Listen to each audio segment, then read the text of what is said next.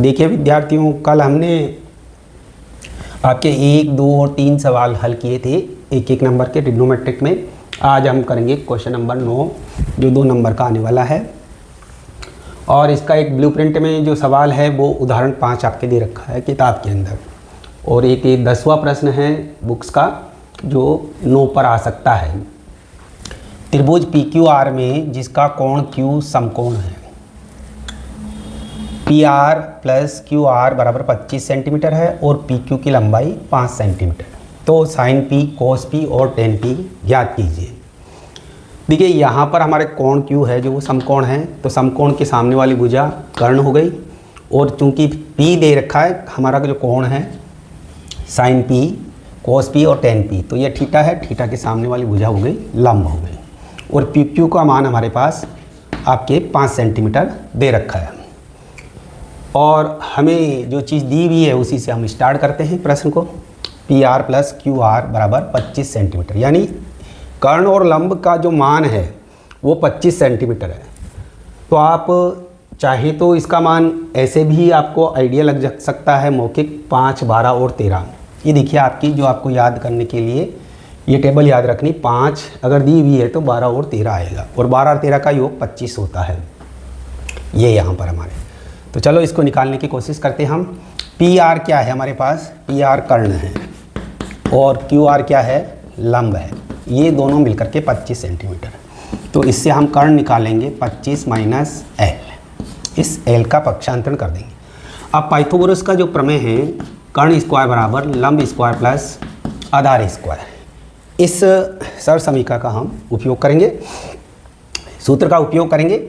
यहाँ पर कर्ण का मान है, हम ये एक समीकरण मान लेते हैं, इसके अंदर मान रख देते हैं 25 माइनस L का होल वर्ग, L स्क्वायर प्लस आधार हमारे को यहाँ पर 5 दे रखा है, तो 5 का वर्ग। अब इसको हम खोलेंगे A माइनस B के होल स्क्वायर वाले सूत्र से। तो 25 का वर्ग हो गया हमारे पास 625 प्लस 25L का हो गया दुगुना 50L प्लस L स्क्वायर बराबर L स्क्वायर प्लस 5 25। तो L स्क्वायर से L स्क्वायर कैंसिल हो गया हमारे पास। अब हम इस 50L को उधर भेज देते हैं और 25 को इधर ले आते हैं। तो 625 माइनस 25, तो इसमें से बाकी निकालेंगे तो आएगा हमारे पास 600 बराबर 50L। अब L का मान ज्ञात करें हम, इससे 600 में 50 का भाग दे देंगे, 1 0 से 1 0, 5 एकम 5, बच गया 1, 5 दूनी 10। तो ये हमारे पास लंब आ गया 12 सेंटीमीटर, जैसा कि आपको मैंने इसमें बताया था। तो ये 12 आ गया, तो ये 13 आएगा हमारे पास।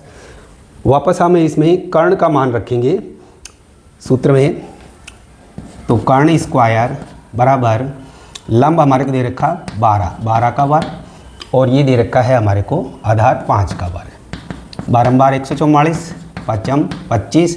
जब इनको जोड़ेंगे हम तो ये हो गया 169, और 169 का हम वर्गमूल निकालेंगे तो आ जाएगा हमारे पास 13। ठीक है, तो ये हमारे पास 13 आ गई। अब हमारे पास सभी मान आ गए हैं, जैसे लंब आ गया है 12 सेंटीमीटर, आधार है हमारे पास 5 सेंटीमीटर, और कर्ण हमारे पास कितना है 13 सेंटीमीटर।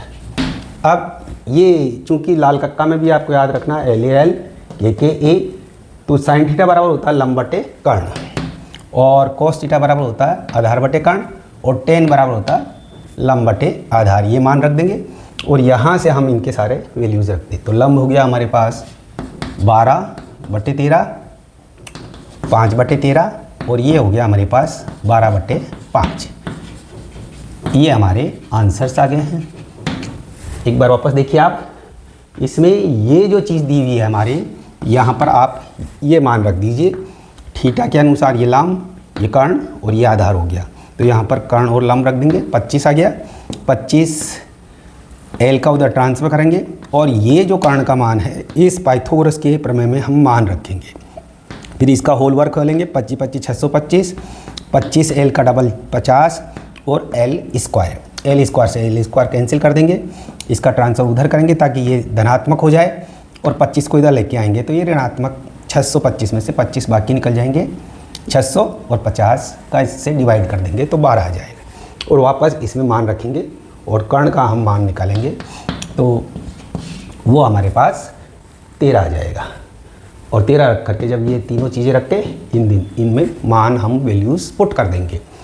तो ये सवाल की संभावना बनती है क्योंकि किताब में से ये सवाल आपके इसी टाइप का दे रखा है। देखिए विद्यार्थियों, एक सवाल ऐसा ही और जो 8.1 का दूसरा सवाल है, ये आकृति में tan p और cot r का मान ज्ञात कीजिए। ये चित्र आपके दिया हुआ आएगा, इसे 12 और 13 दे दिया तो आप देखिए 12 और 13 दे दिया तो 5 आना चाहिए ये आंसर हमारे पास। अब चूंकि पहले हम p को थीटा माने इसको, तो ये हमारे पास हो गया लंब और ये हमारे पास आधार और ये कर्ण हो गया। अब इससे हम क्या है लंब निकालेंगे, तो लंब स्क्वायर बराबर कर्ण स्क्वायर माइनस आधार स्क्वायर। कर्ण हमारा 13 दिया हुआ है और ये हमारे 12 दे रखा है। 13 13 169, 12 12 144। जब हम इसको आपस में घटाएंगे तो 25 आएगा और इसका जब वर्गमूल निकालेंगे तो 5 सेंटीमीटर आएगा। तो ये हमने 5 सेंटीमीटर, वैसे ही अगर हमें याद है तो वहाँ से रख सकते हैं। हमारे पास आ गए हम लंब बराबर 5 सेंटीमीटर, आधार 12 सेंटीमीटर और कर्ण आ गया 13 सेंटीमीटर। अब देखिए यहाँ पर हम मान रखें तो गलती होने की क्या संभावना होती है। तो लंब बटे आधार है तो 5/12। यदि हमने इसका ध्यान नहीं दिया, cot r का मान का मतलब है ये, उस कंडीशन में ये थीटा मानेंगे तो ये चेंज हो जाएंगे। उस कंडीशन में ये हमारे लंब हो जाएगा और ये आधार हो जाएगा, यानी ये दोनों चीज़ें आपके चेंज हो जाएगी। ये आपके लंब हो जाएगा और ये आधार हो जाएगा। तो उस कंडीशन में कब, जब r को हम थीटा मानेंगे, क्योंकि यहाँ cot r दे रखा है। अगर p से आपने यही मान रख दिया तो 12/5 रख दिया तो आपके गलत हो जाएगा ये मान, ठीक है। तो यहाँ हम क्या इसको चेंज कर देंगे, ये हमारे 12 सेंटीमीटर हो गया और ये हमारे 5 सेंटीमीटर हो गया। अब हम इसका मान रखेंगे वापस तो ये आएगा 5/12 सेंटीमीटर।